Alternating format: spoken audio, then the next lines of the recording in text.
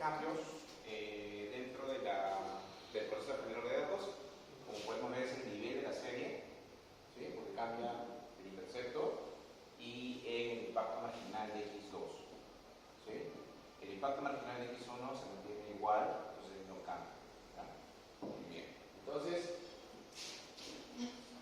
si yo a continuación hago una estimación entre Y, X1 y X2,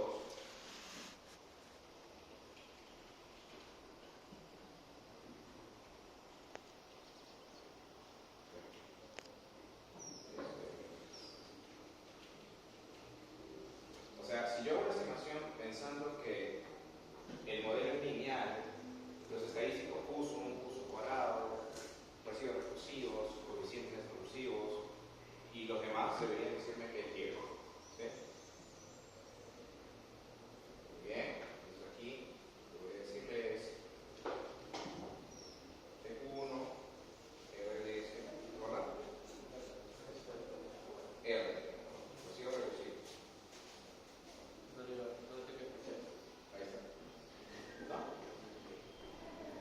¿Qué se muestra? Se muestra que en determinada observación, más o menos por acá, la magnitud del residuo recursivo, o lo que hemos llamado nosotros el error de predicción, tau más 1, cambia drásticamente respecto de la media, ¿no? De tal manera que en ese cambio drástico se da un rompimiento de la banda de confianza. Esta banda de confianza es la banda dentro de la cual, si bien el error puede discrepar de su valor de 0, estadísticamente sigue siendo 0. ¿De acuerdo? ¿No? O sea, tienes un valor que está dentro de la banda, estadísticamente es 0. Pero cuando vemos que hay un rompimiento, estadísticamente deja de ser 0. ¿Ok? Y lo otro también que se ve, que cuando se da este rompimiento, las observaciones siguientes también tienden a estar en esa vecindad de rompimiento, ¿no? Y luego ya recién se va acomodando, pero ¿debido a qué? Debido a que ya incorpora las observaciones del segundo proceso generador de datos, ¿no? Es el que sí. Muy bien, este es el concepto de acción exclusiva. Si yo utilizo Q1 cuadrado,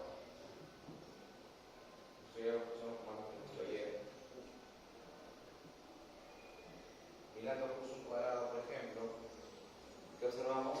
Observamos el rompimiento, o sea, el cambio, ¿no? La wincha. No es lineal, sino que hay un rompimiento. ¿Dónde? Más o menos segundo trimestre de 98, ¿no? Justo es lo que está en naranja. Si tú utilizas el Q1,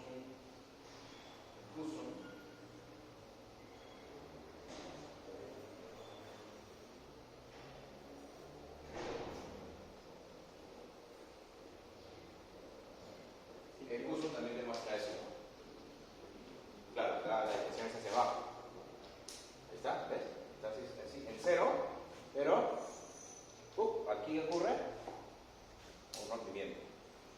Entonces se va hacia abajo porque los errores de predicción aquí empiezan a ser fuertemente negativos, y eso hace que la suma, ¿sabes?, que se captura como este estadístico, empiece a desviarse de 0, ¿no? Rompimiento, y ¿desde dónde empieza a distorsionarse? Desde el 98. ¿Sí? Muy bien. Coeficientes recursivos también lo podemos ver aquí. Y en coeficientes recursivos, ¿verdad?, vemos un cambio más significativo. Bueno, no se aprecia tanto, ¿no? Acá no se aprecia tanto, por la magnitud del parámetro tal vez. Acá, por ejemplo, se ve que de 4 a cerca de 4 está muy estable. O sea, ese no me da muchos indicios, ¿no? El coeficiente recursivo no me da muchos indicios del cambio de parámetros. Y lo que viene, justamente lo que les había comentado, ¿no? Es One Step Forecast, que es lo que estábamos conversando, que estábamos viendo en el libro, que es este de acá. O sea, ¿qué me dice? ¿Qué me muestra el One Step Forecast? Me muestra la gráfica de los residuos recursivos, o lo que he llamado también residuos, errores de predicción. Y además tenemos una probabilidad, ¿no?, probabilidad ¿de qué? De que el error sea 0, ¿no? De que el error en sí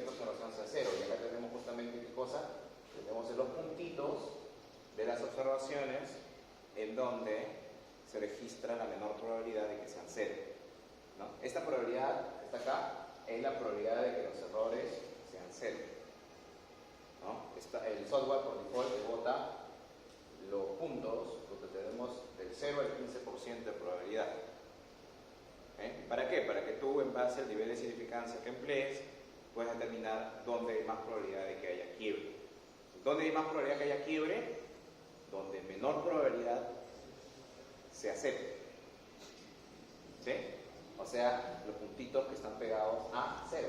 ¿Dónde hay más probabilidad de que haya quiebre? Aquí, por ejemplo, ¿no? En la observación 98, 2, bueno, segundo trimestre y inicio del tercer trimestre. Eso es lo que te dice este test, ¿no? Y eso es lo mismo que está aquí en el libro. Si nosotros vamos al libro, damos la lectura a esa parte, que ustedes van a hacer, y la razón por la cual en el libro,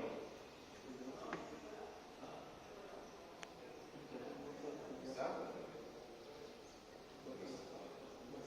Tomando en cuenta lo precedente, el gráfico traza los residuos recursivos, ¿correcto?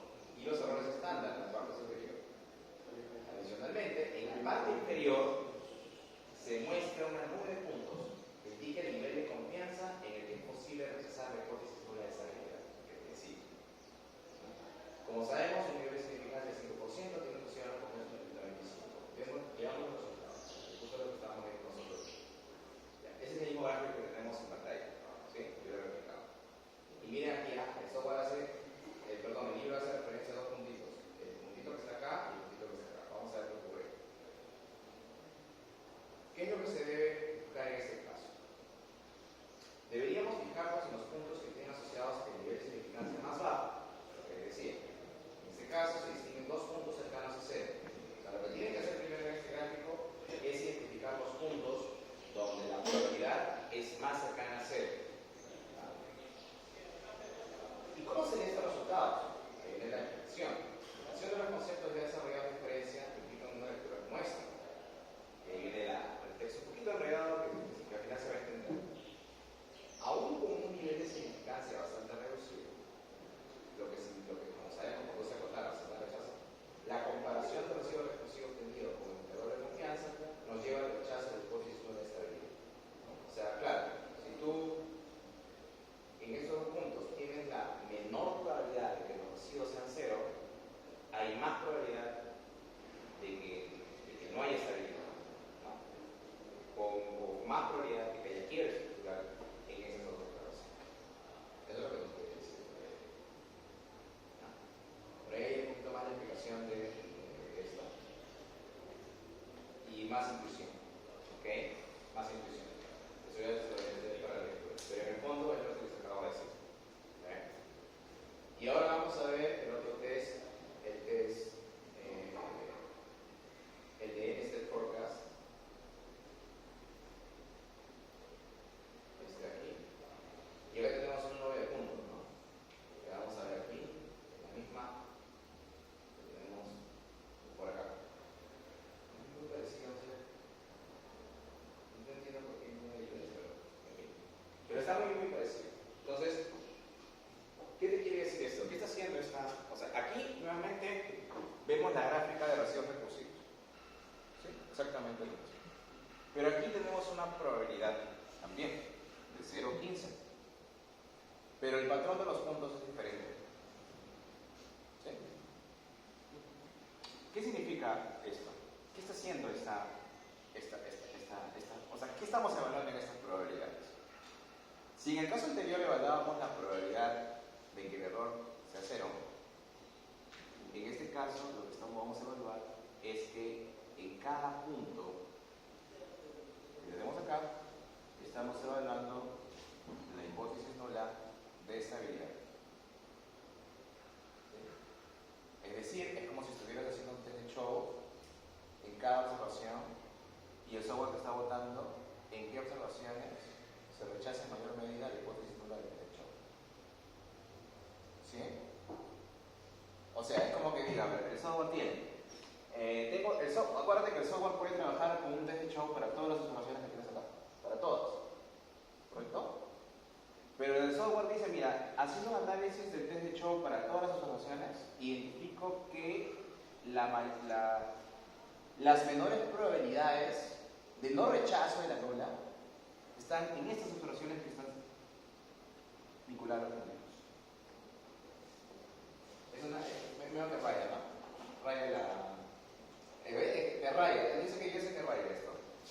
Ya te lo pongo acá, ¿no? ¿Cuál es la hipótesis nueva? ¿El test de Chow?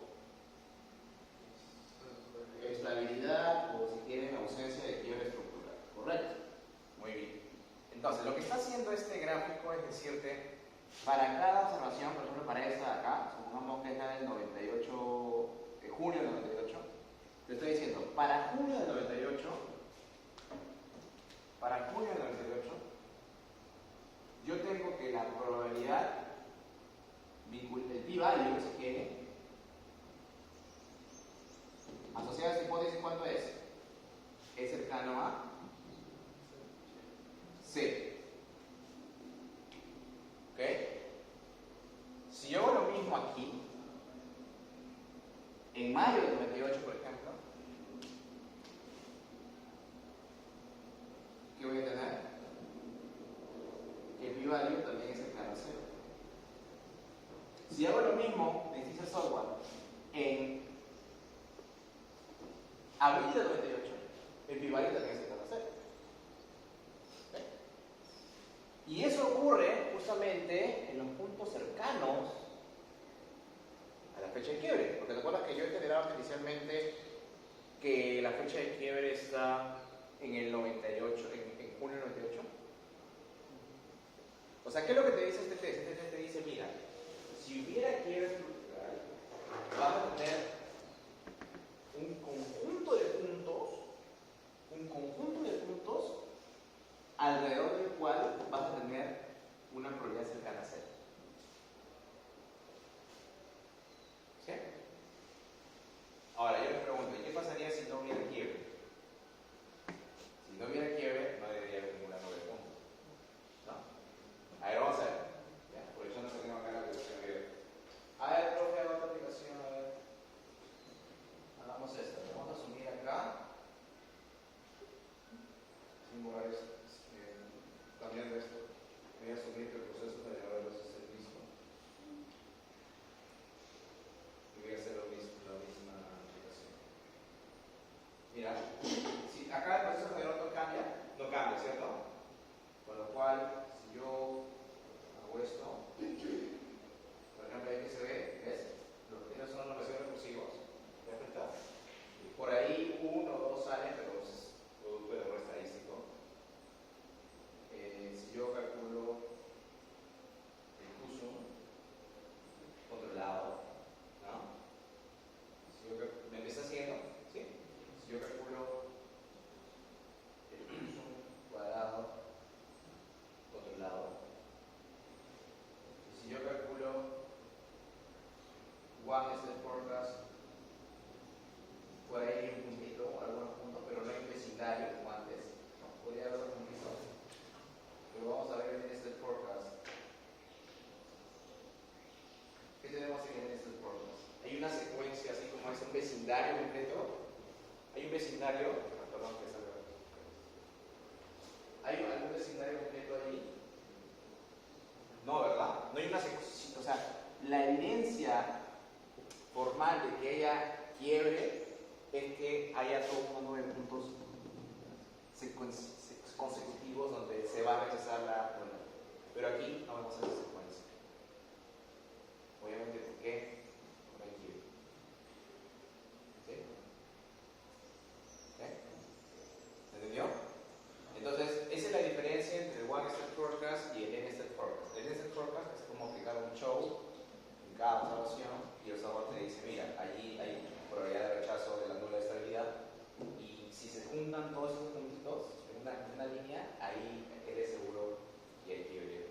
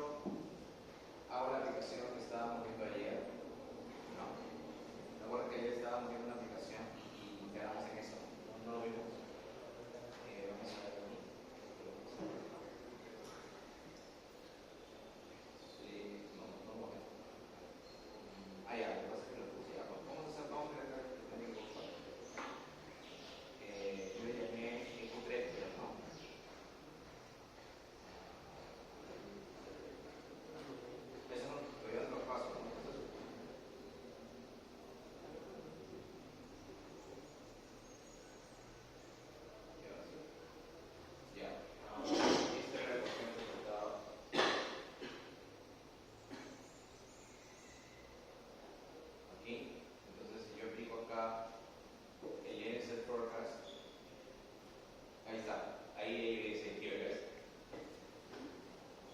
Porque hay una secuencia de puntitos que están juntas. Ahora, el software no te dice evidentemente dónde está el quiebre, ¿no? O sea, no te dice dónde, en qué punto está, por qué fecha exactamente está el quiebre. Entonces eso lo tienes que complementar con el curso, con el usuario y con los test de detección endógena que vimos ayer, que es el test de Juan y Andrews y el test de Bailey. Esos dos test que vimos el día de ayer. Bueno, una vez que ya han detectado el quiebre, la fecha, tienen que proceder a lo que vimos nosotros el día de ayer, ¿no? Que es incorporar qué cosa. ¿Qué tienes que hacer cuando identificas quiebres?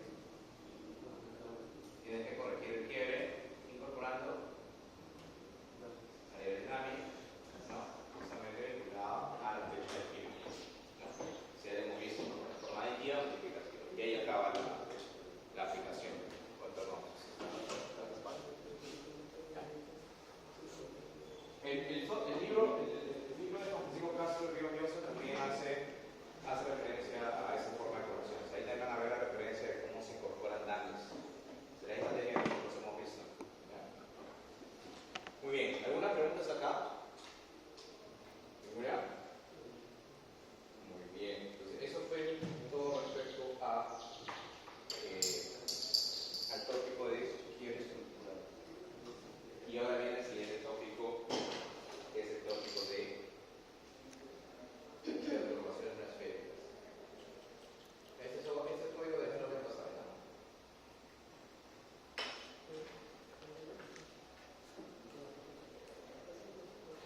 Este es el programa quiebre de Francisco Castro. Muy bien. Muy bien. Entonces pasamos al siguiente tópico.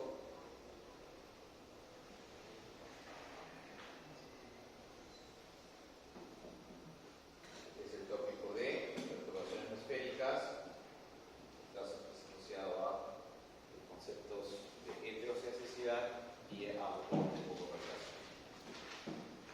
¿Se acuerdan qué cosa? ¿A qué estaba asociada la heterocelasticidad y la autocorrelación? A un término del modelo, ¿no? ¿A qué término?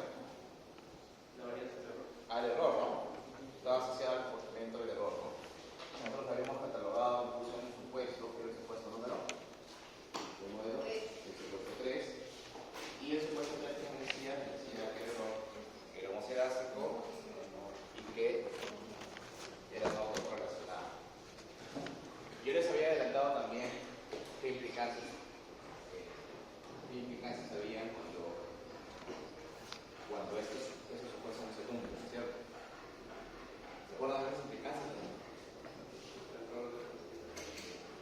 ¿Qué pasaría si hay heterocelasticidad? ¿Qué pasaría si hay autocorrelación? Claro, si existen estos problemas, esto podría ser un indicio de que hay error de especificación. ¿No? ¿Qué es un error de especificación? Por ejemplo, que tú omitas alguna variable relevante en el modelo, ¿no? O podría ser que tú estés considerando una forma funcional incorrecta, ¿no? Cuando hablamos de forma funcional incorrecta, nos referimos que de repente la función no es una relación lineal entre variables, es una función cuadrática, por ejemplo, ¿no? O de repente que hay quiebre estructural, ¿sí? Entre otros, ¿ok? Muy bien. Ahora, lo otro también que vimos, y eso lo comenté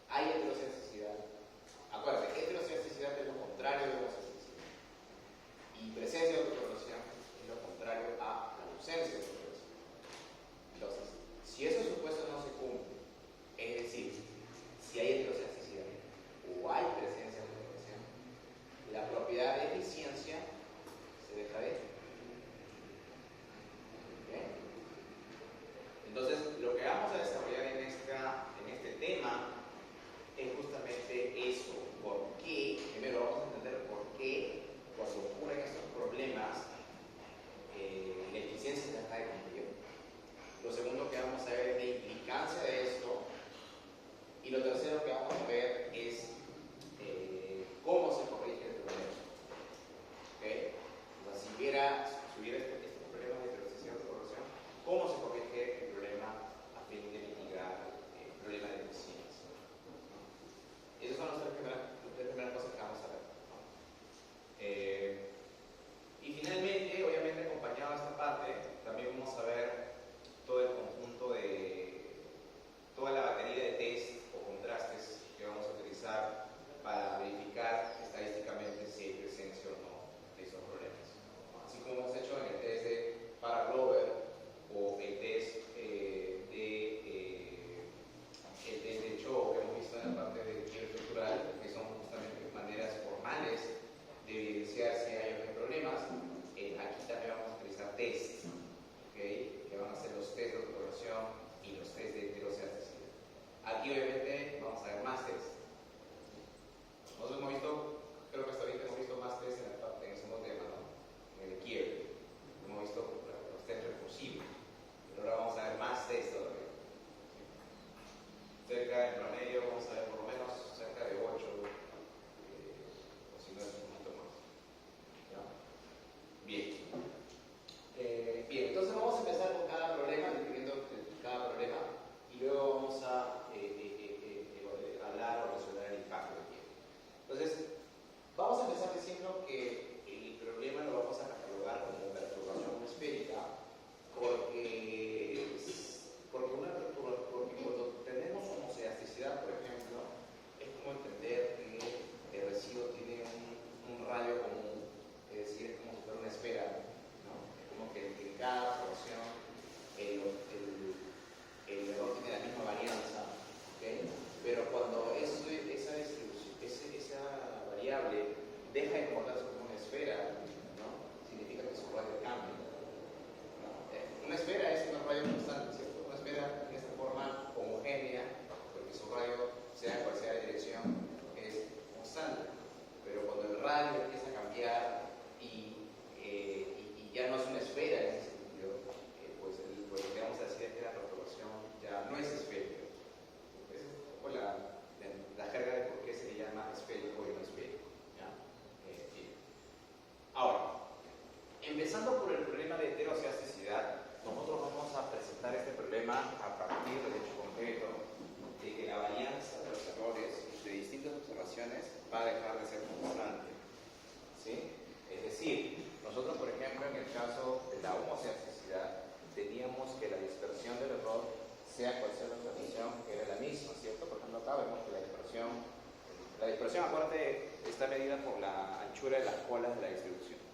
O sea, la anchura de las colas de la distribución en esta observación era igual a esta de acá, o era igual a esta de acá, y así en cualquier observación. Ese era el supuesto de homocedasticidad. Pero lo que vamos a tener en un contexto heterocedástico es que la anchura de esa distribución va a ser diferente, ¿no? Es decir, que vamos a tener que la varianza del error en cada observación va a cambiar. ¿Ya? Ese es lo que vamos a definir como heterocedasticidad. Entonces, y por otro lado, ¿no? Nosotros en el caso de la autocorrelación habíamos dicho que cuando no había autocorrelación, los errores de distintas observaciones son independientes, o dicho de otra forma, la correlación de los errores era cero, ¿sí? En ausencia de autocorrelación. Pero en presencia de autocorrelación, esa correlación va a ser diferente de cero, ¿okay? O sea, vamos a tener errores relacionados. Es como que se presentan errores sistemáticos dentro del modelo. Bien. Ok. Bien, entonces eso es en primer lugar la definición de lo que va a ser autocorrelación y heterocedasticidad. Pero antes de hacer esto, las notaciones, lo voy a resumir, ¿ya? Entonces les estoy diciendo lo siguiente, ¿no? Yo tengo el modelo lineal, y en el contexto homocedástico teníamos esto, ¿no? Que la varianza del error I es igual a la varianza del error en cualquier otra observación. Pero en el caso heterocedástico,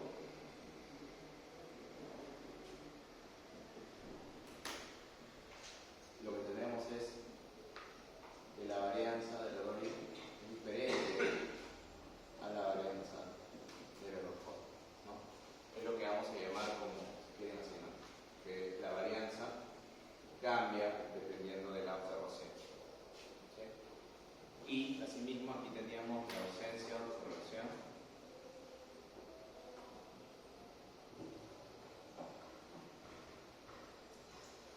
decir que la correlación entre el error de una observación y otro era cero, ¿no? O eso también lo habíamos definido así, ¿no? Lo habíamos definido a partir de eso, ¿no? Que son ortogonales, ¿de acuerdo? Y lo que tenemos ahora es algo diferente, ¿no? O sea, bajo la presencia de autocorrelación, lo que tenemos ahora es que la correlación ya es diferente de cero. O también, si utilizo las esperanzas, que esos errores ya no son ortogonales. ¿Sí? Esa resumen lo que ahora vamos a ver. Bien. Déjame ver por acá si es que tengo un ejemplo. Me voy a adelantar en esta parte porque la otra parte es un poquito notación. Yo creo que primero entienda lo que está. Muy bien.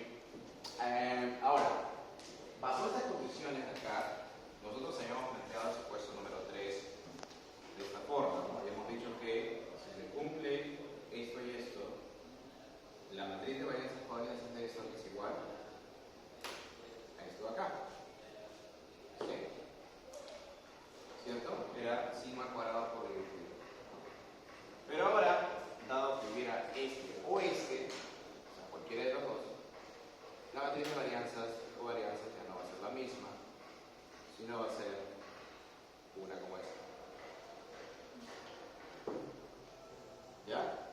Esa es una notación que lo primero que te dice es que la varianza, covarianza de los errores ahora ya no es identidad, es lo que te está diciendo. ¿Ya? Sino es una matriz diferente de identidad. O sea, debido a cualquiera de los dos problemas. Muy bien. Entonces, lo que voy a hacer aquí es, por ejemplo, decir, si solo hubiera, mira, si solo hubiera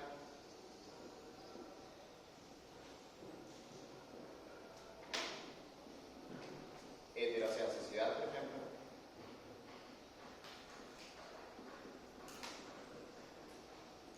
si solo hubiera heterocencicidad, pues lo que va a ocurrir es que esta matriz, que he llamado sigma cuadrado por omega, es igual a esto.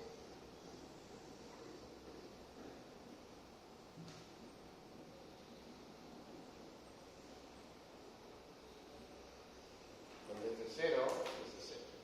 Si solo hubiera heterocencicidad. O sea, si solo hubiera heterocencicidad, la matriz omega va a ser esta que está acá.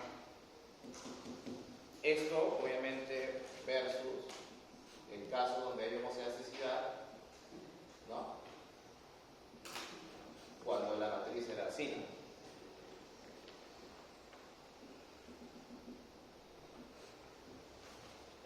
¿No? Es decir, donde la matriz era una matriz diagonal de valores iguales a lo largo de la diagonal. En hetero, las varianzas son diferentes. ¿Sí? Muy bien. Por otro lado, si solo hubiera autocorrelación, si solo hubiera autocorrelación, ¿qué forma va a tener la matriz omega? Va a ser así. Bueno, si solo hubiera autocorrelación, esto va a ser igual, o sea, va a seguir habiendo homocencicidad, pero esto va a ser así.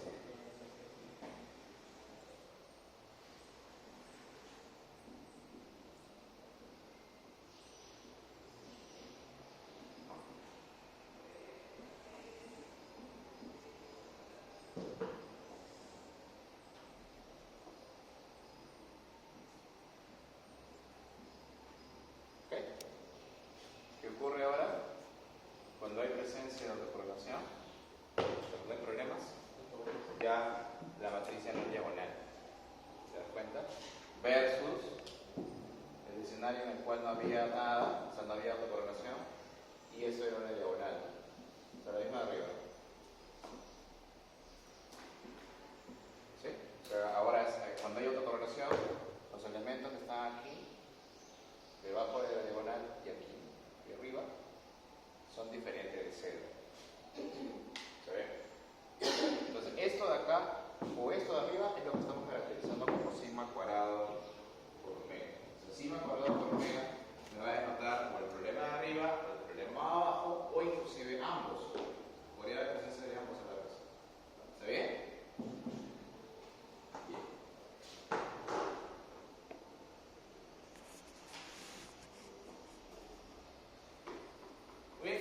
explicar, para comentarles primero, antes de la parte formal, comentarles primero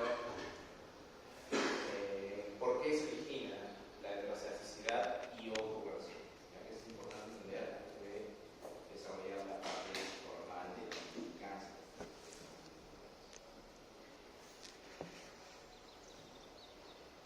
¿Pueden empezar los dos a la vez? Sí, sí, voy a empezar todos a la vez. Por eso que en general utilizamos esa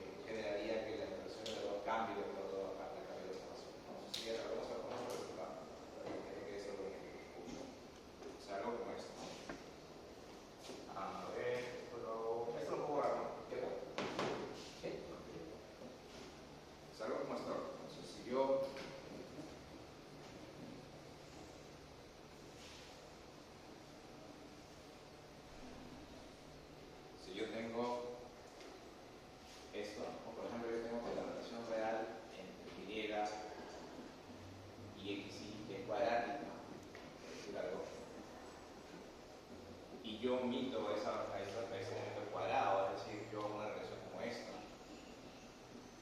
¿Okay? ¿Qué va a ocurrir en la práctica? Va a ocurrir que la información omitida, ¿a dónde se va a ir? Al error, ¿no? De tal forma que voy a tener esto, ¿no?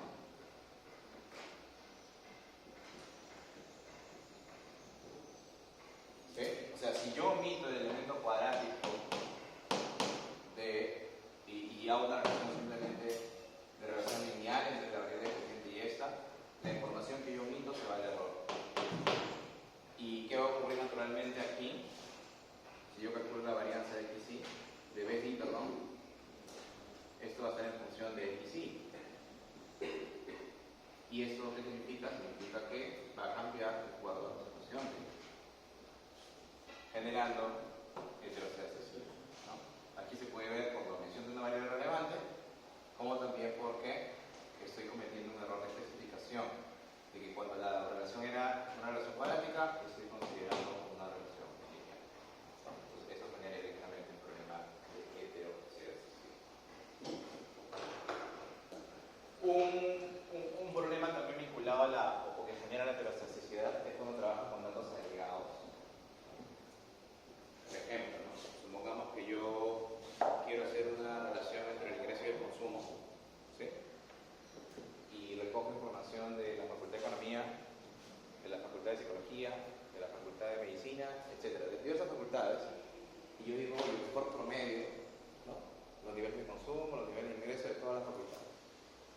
Cuando tú haces eso, eso funciona una agregación. ¿Sí? Cuando tú agarras y promedias o sumas, haces una agregación. Por naturaleza, cuando tú haces una agregación, también se genera el número, se genera la heteroscedasticidad. ¿Okay? ¿Por qué razón? Porque cuando tú haces una agregación, la varianza de la variable, en este caso dependiente, siempre va a estar en función del número de individuos que tú vas agregando. Entonces, eso va a generar que hay una relación de la varianza con cambios por los números de individuos, generando naturalmente la heteroscedasticidad. ¿Ok? Bien. Ahora, respecto a la autocorrelación, exacto. ¿Esta biblioteca se las ha pasado? No, se ha pasado hasta. No lo intenta. No, sí, se las ha pasado. Ahora me voy a un ratito de autocorrelación para mostrarles un ratito de qué trata o cuándo se presenta. ¿Ya? En el caso de la autocorrelación suele pasar por, sobre todo, cuando trabajan ustedes con datos de series temporales. Es decir, cuando la variable dependiente y las variables explicativas, cuando ustedes trabajan con la variable dependiente y las variables explicativas en T. Ahora, ¿por qué ocurre de que cuando trabajan con series de tiempo, por lo general, el proceso de autocorrelación?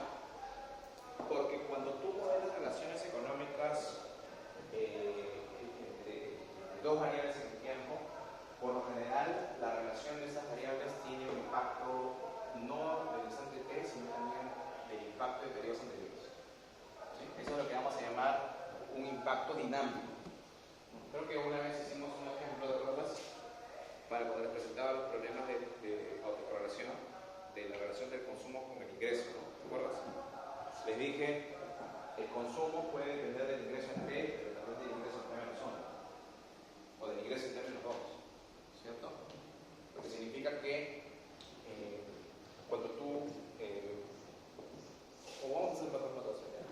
Que no se me vaya a dividir, voy a hacerlo por acá. Por acá, ¿sí?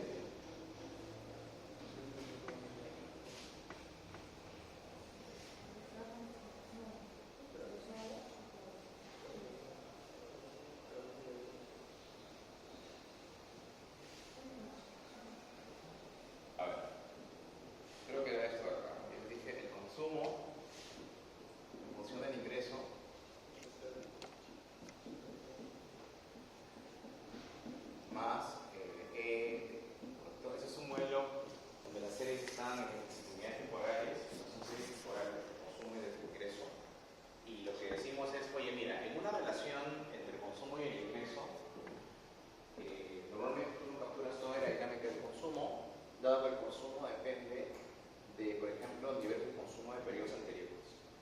Si tú eres una persona que gastaba mucho el año pasado, este año también vas a gastar mucho, por lo general. Si eres una persona que gasta poco, este año por lo general también vas a gastar poco. Es como que la inercia del consumo, ¿no? Entonces, lo que quiere decir que si yo realizo una verdadera modelación del consumo, una verdadera modelación del consumo debería ser así.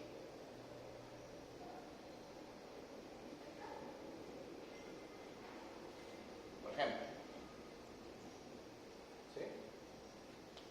Para diferenciar del trabajo lo que vamos. Correcto. O sea, en economía, dado la característica inercial del consumo, esta debería ser, vamos a exponer, la verdadera relación entre consumo y ingreso. Pero ¿qué es lo que hacemos? Lo que hacemos es normalmente hacer esto, ¿no? Hacemos una relación de esas dos variables en T, generando que obviamente hay una omisión de una variable relevante, ¿no? Que en este caso, ¿quién es?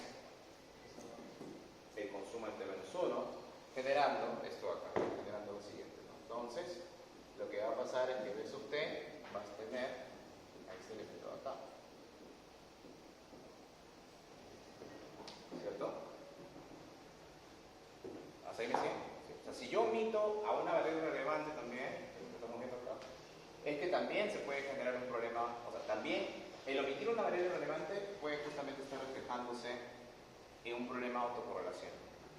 ¿Sí? Y veamos por qué. Mira, este B sub T, ¿verdad? Ya. ¿Qué pasaría si yo hago lo mismo con la observación anterior y calculo B sub T menos 1? ¿Cuánto sería B sub T menos 1? Si yo omito también hay una variable relevante, ¿cuánto sería? Sería B sub 2, CT menos 2 más B sub T menos 1, ¿cierto? Muy bien. ¿Hasta ahí? ¿100? ¿Sí? Muy bien. Entonces, profe, si yo todo el tiempo estoy trabajando con este modelo acá, cuando el verdadero modelo es este de aquí, ¿qué relación va a existir entre el error en T del modelo que estoy utilizando con el error en T menos 1 de ese mismo modelo? Mira, va a pasar esto. Si yo calculo la covarianza de estos dos, esto no va a ser diferente de 0. ¿No? ¿Por qué? Porque yo tengo acá consumo T menos 1 y acá tengo consumo T menos 2. Y la relación verdadera entre el consumo es el consumo del periodo anterior siempre tiene relación con el consumo del siguiente periodo. O sea, empezando por ahí, estos dos errores no tienen relación. O sea, esto significa presencia de autocorrelación. Entonces, ¿a qué está asociada la presencia de autocorrelación? Primero, a una posible error de especificación, omitir una variable relevante, por ejemplo, dinámica. Y en segundo lugar, porque cuando tú ves que hay autocorrelación es porque estás omitiendo alguna relación dinámica que existe en la variable dependiente. En este caso, el consumo depende del periodo pasado y eso se está reflejando en una relación diferente de cero. Eso es lo que te dice aquí. Un choque inesperado respecto a la economía durante varios periodos provoca una correlación de producción en periodos continuos. O sea, aquí, ¿no? Es como que si tú tienes, claro, si queremos entender esto como el modelo que hemos hecho, es como que si tienes que el consumo del periodo anterior fue afectado por un shock, por ejemplo el COVID, por decirte algo, ese efecto también debe reflejarse en el consumo del año siguiente al efecto del COVID. ¿No? Es como si fuera el consumo del año 2020, que también tiene influencia sobre el consumo del 21. ¿No? Entonces, y eso es un efecto dinámico, un efecto de muchos periodos, es lo que llaman, ¿no? O sea, si algo te afectó el periodo anterior, eso te va a seguir afectando los periodos siguientes. Y eso se va a reflejar en la presencia de descorrelación. Y lo segundo es que, bueno, hay también hay un tema con la manipulación de los datos. Claro, ahorita te explico esto. Pero hasta aquí, ¿eso me han entendido? ¿Sí? Acá hemos trabajado dos. Hemos trabajado con visión de variables relevantes de naturaleza naturaleza dinámica. Y en segundo lugar, estamos diciendo que si hay un error de especificación, ¿no?, que omite la naturaleza dinámica de la variable dependiente, eso se va a reflejar en una correlación del error con el error del periodo entero. ¿No? ¿Se entendió? Muy bien. Bien. Y el otro problema vinculado a eso es la manipulación de los datos, que tiene que ver justamente con que tú trabajas con tasas de crecimiento, ¿no? Es un tema ya muy, muy sencillo y tiene que ver con eso, ¿no? Tiene que ver con que si yo tengo el modelo de esta forma,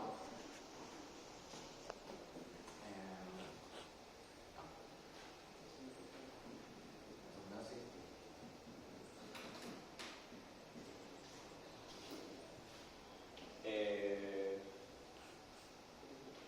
A ver. Y hago esto acá. Por ejemplo, digo, mira, trabaja con tasas de crecimiento. O sea, vamos a poner así, ¿no? Este es el consumo y este es el consumo en T menos 1. ¿No? Consumo T menos 1, Y T menos 1, y acá tengo T menos 1. ¿No? O sea, rezagando, esto se llama rezagando todo un periodo. ¿No?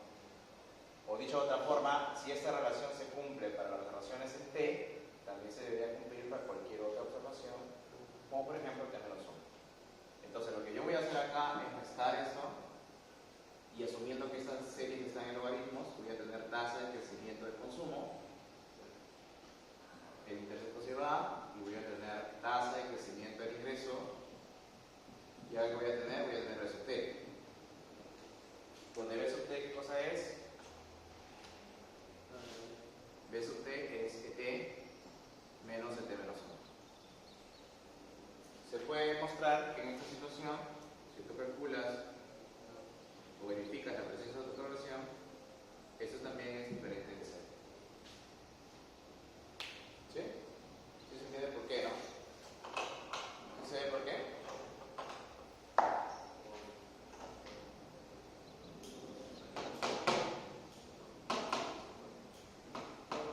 ¿Ah? Claro, o sea, acá tú tendrías esto, ¿no? ET menos ET menos 1 multiplicado por... Y acá que te va a salir, tienes el por él te va a salir acá menos sigma cuadrado.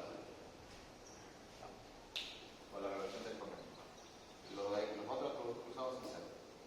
O sea, efectivamente, cuando tú trabajas, cuando tú manipulas los datos y haces que el modelo se trabaje en el caso de crecimiento, puedes tener presencia de autocorrelación también.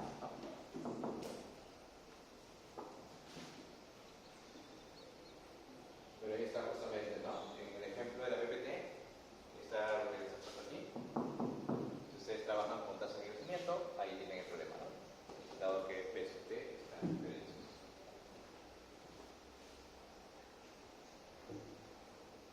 Bueno, en otras causas de la autocorrelación, bueno, ahí está la omisión de valores relevantes, que les había dicho, que tiene bastante inercia. La omisión de rezago es la dependiente también, caso que hemos visto acá. Si yo omito la información del consumo del periodo anterior, eso se refleja en presencia de autocorrelación. Bueno, la presencia de series no estacionarias, esto ya tiene que ver con tópicos de series temporales. Eso ya no lo vamos a ver todavía. Y el otro también es que puede haber una forma funcional incorrecta, ¿no? Así como hemos visto el tema de la no linealidad, por ejemplo. ¿Sí? La no linealidad también puede generar presencia de autocorrelación. ¿Sí? O sea, cuando tú colocas una clasificación funcional incorrecta, sea porque el modelo es no lineal, por ejemplo, o sea porque el modelo tiene una forma cuadrática realmente, eso también puede reflejarse en un problema de autocorrelación. ¿Lo ven? O sea, tanto la hetero como la autocorrelación, las dos son síntomas de algún posible error de especificación en el modelo, ¿no? Tanto por la omisión de relevantes como porque la forma funcional no es la correcta. ¿Sí? ¿Me siguen ahí? Y forma funcional no correcta puede ser por presencia de no linealidad o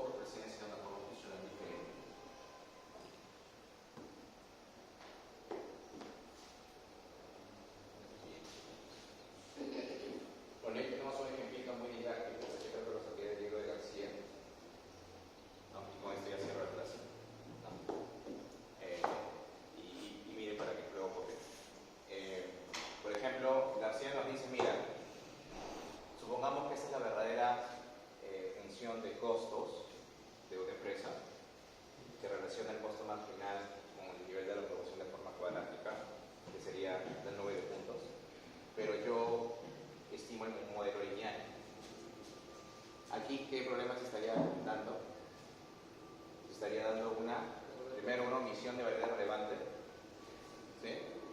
Y en segundo lugar, una especificación incorrecta de la forma funcional, ¿no? Porque estoy utilizando una forma lineal en lugar de una lineal. Entonces, si tú capturas los errores que están acá, estos errores van a estar autorrelacionados. ¿Sí? ¿Por qué? Porque vas a tener errores que van a ser, que están por encima, mira, tus errores cuáles van a ser? Errores positivos, seguidos por negativos, que van a ser persistentes. O sea, vas a tener un error así, ¿no? ¿Cómo vas a tener un error así, no?